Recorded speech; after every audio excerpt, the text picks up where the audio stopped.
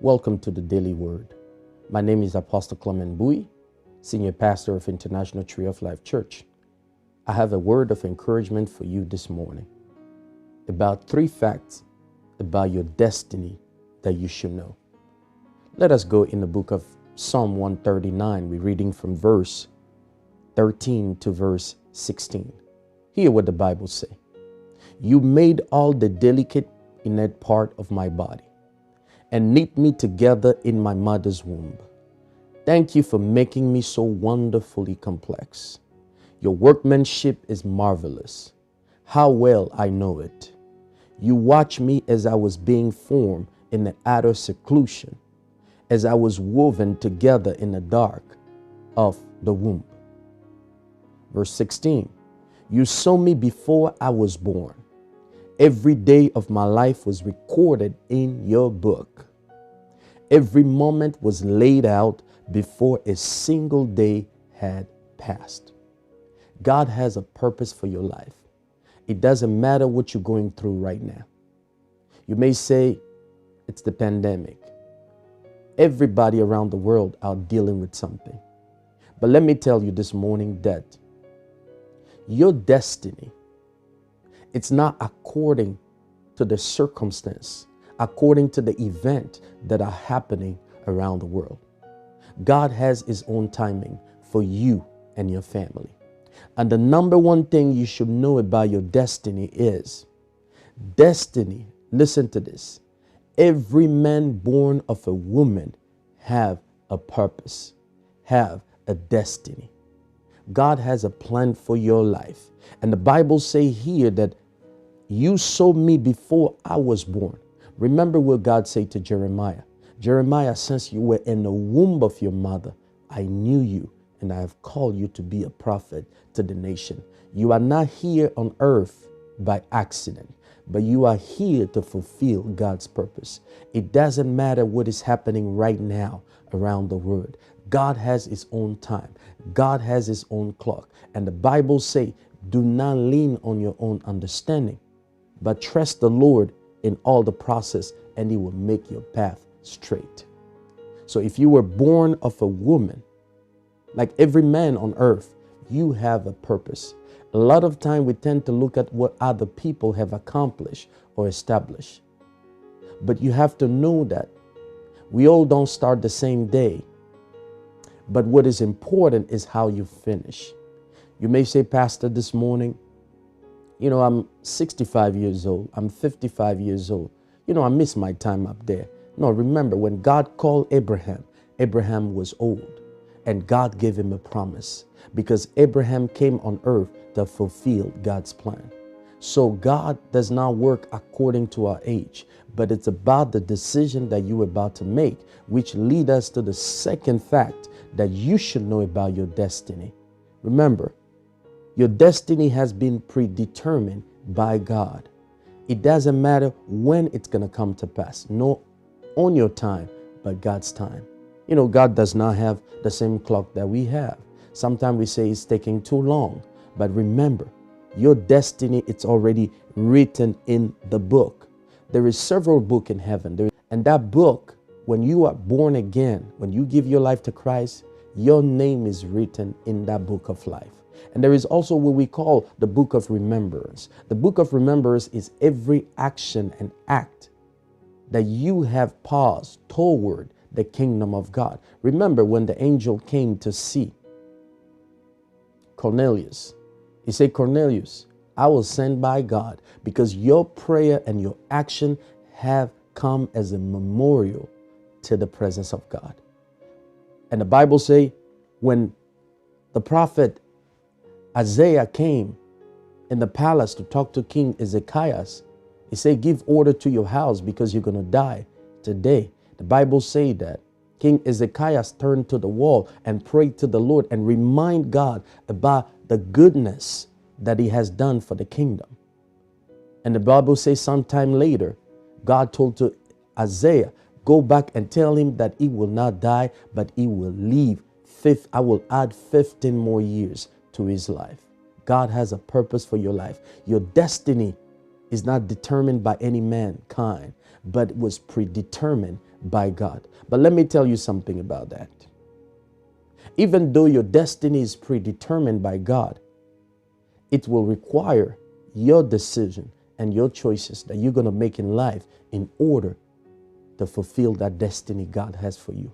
Many people have made bad decisions in lives, but God is still give them a second chance. You may be watching me right now. You say, I've done so many bad things in my life. Remember Paul in the Bible. The Bible says he was a murderer. He was a persecutor. But the Bible says one day his life changed, and God had a plan for Paul when he met Jesus on his way to Damascus. Jesus said, enter in the city and they're going to tell you what to do. And the Bible says from that day forward, Paul made a decision to follow Jesus, because Jesus said to Ananias, Paul is an instrument that I want to use for my glory. You are an instrument. No matter what men say about you, many people may say, your time has passed. But I came to tell you this morning that God still have a plan for you. And your choice and the decision that you're going to make today will help you enter in the plan of God. Let me tell you another thing. The Bible says that God gave a prophecy to Israel. He said to Israel, he said to Moses, go tell Pharaoh to let my people go so I can take them to the promised land. But remember, many Israelites did not make it to the promised land because many of them, they made their own choices and decisions, and many perish in the wilderness. It doesn't have to be your case. Your life can change today by your choices and decision. Many people waste their time. Remember, God is spirit. God have all time in the world, but we are human. We can only live a certain number of years here on earth. Why are you wasting time with people around you that cannot move you forward? Now, look at this. The third fact about your destiny can either be fulfilled or can be either aborted. The choice is yours. God cannot force us into something, but God always gives us a choice, and that choice is yours today. And let me give you a few of the examples. The reason why your destiny can be aborted and can be fulfilled. The reason why it can be aborted, number one, this is the main reason many people fail in their destiny, is because of excuses. How many excuses have you given to people not to achieve greatness? You always blame somebody. Remember, the blaming game did not start today. When God came to Adam, he said, Adam, what have you done? He said, no, Lord, it's the wife that you give me. It's Eve. That is the problem. And when God turned to Eve, Eve say, no, God, it's not my fault. It's the serpent to blame. We always in life blame somebody for our failure. We blame even people who are already dead in our family. We blame witches and wizards who are no longer living. But the decision is yours today. Stop giving excuses. Because if you look for excuses, the enemy will always find one to give you. You know, the reason why I didn't succeed is because I didn't go to the best school. There are people who are very successful today in life. They never went to big schools. They went to a small college, but they were able to exploit the gift and the talent God has given them to achieve greatness. And God has a purpose for your life. So stop giving excuses. Let me read the definition of excuses. Listen to this. Excuses is a justification for not striving higher. The inability to take responsibility for your life and the outcome. You got to be responsible. I heard a story about a lady who was a single mom. She was a homeless. But listen what happened. She decided one day, she said, I can't live my life this way. Something must happen. And she made a decision to go to school. She found a way for someone to help with her child. And she was taking night class. She didn't give excuses. She started small step by getting her GED. You know, many people didn't get to finish high school, but there is always a second opportunity. You know, it's many times people laugh when you say, I'm taking a GED class. But let me tell you, the Bible says that God is a God of small beginning, small step. And the step to greatness is when you start small by getting your GED. And then when she did that, it opened door for her for college. And then she went to college and she got a scholarship because she was doing so well. And now she went to university, to a law school. And today she practiced as a lawyer and her life changed. She changed the course of her destiny by the decision and the choices that she made when she made the decision to go back to school. She didn't use excuses like many say, I'm a single mom, I'm a homeless. Yes, there are other people who went through the same process, but one day they decided enough is enough and their life will change around. Now look at the second thing that can prevent you from fulfilling your destiny. Now look at this. The second thing is many people violate the law of process. Everything God created go through the process. When we talk about the law, the principle of seeding and reaping, a farmer cannot place a seed. That seed has to go through a process in the ground in order for that seed to bring harvest. So there is a law of process. When sometime in the process, it can be difficult. Life can be hard, but don't give up, because as long as God is with you, you are called to achieve greatness. Some of you may be discouraged. You may think that the process is taking longer, but remember, any shortcut doesn't always end up well. That's why God does not like shortcut, but God is a God of small step. So by taking small step, the vision have to go through a process. And that process, no matter how long it's going to take, is going to prepare you for victory. I always look at it this way, 3 parts: the vision, the valley, and the victory. And the vision is what you're trying to achieve, what you receive from God, your purpose here on earth. But that vision have to go through the valley. And the valley is a time of where you are strengthened, when you are prepared. Just like Joseph. Joseph's destiny was in the palace. But every step when God took Joseph in Egypt, being in the house of Potiphar, it was a process, because Joseph had to learn the culture, the language of the Egyptian, if he was going to become a second commander-in-chief in Egypt. He went through the process, even though that process was long, but that process was right, because when the right time came, he was prepared for victory. God is going to prepare you during the process so that you can achieve greatness. And during the process, learn something, add a skill to what you already know.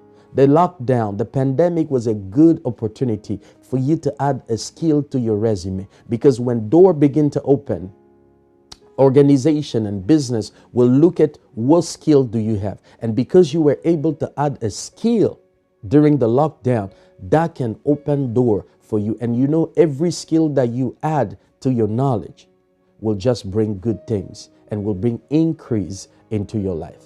And the last thing I would like to talk about, the reason why many people fail in life or cannot fulfill their destiny, is because they live in their past failure. What has happened yesterday is past. What happened 2 years ago, it's past. What happened in the past hour is past. But one thing is good is you got to learn how to focus on the things ahead of you. There's so many things happened during the pandemic, and it's still happening. You can't live in the past. You got to focus. The reason why you're still alive is because God has many things that He wants to do in your life. Don't let the pandemic break you down. Don't let the pandemic hold your blessing. This is what Paul say in the book of Philippians chapter 3 verse 13. He say, don't let your past hold you, but focus on the things ahead of you. That will help you. What happened in the past? Many people still living in the past, and they miss their destiny. They miss the blessing God has for them. Move on from your past. I know sometimes it can be difficult. I know sometimes people have done many things to you, but you got to let it go. Otherwise, if you don't let it go, what unforgiveness will do is it's going to put you in a spiritual jail, and you will remain there. But today you can take control of your own life by forgiving somebody. People who have wronged you in the past, forgive them and focus on the things on the vision God has for you and look at the things ahead of you. God bless you, and I will see you next time on the Daily Word. Remember, God has a destiny for you and your family. God bless you, and you have a wonderful day.